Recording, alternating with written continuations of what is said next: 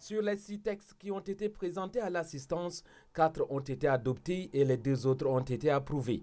Le texte qui a fait l'objet des débats et réactions parfois houleuses est le code électoral. C'est ce texte qui permettra aux candidats au poste de la présidence de la Fédération tchadienne de football d'être élus.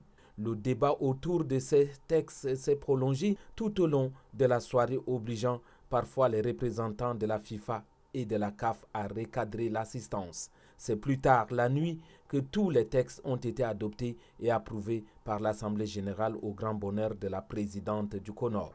Nous avons franchi le cap du doute qui était dans tous les esprits.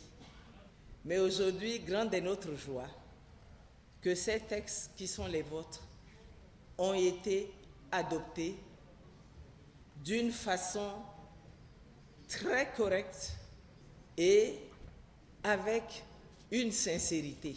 Pour le secrétaire général du ministère de la Jeunesse, des Sports, des Loisirs et du Leadership entrepreneurial, un grand pas vient d'être posé pour tourner la page de la normalisation. Le labeur a été dur et bien long, accrocheur mais très prolifique.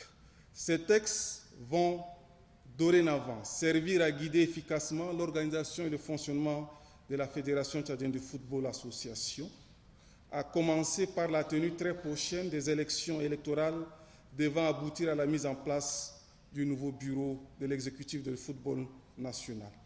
Après l'adoption des textes statutaires, la FIFA a proposé un chronogramme pour l'organisation de l'Assemblée générale élective qui fixe le dépôt des candidatures le 26 octobre au 10 novembre et la tenue de l'Assemblée générale élective le 30 novembre 2023.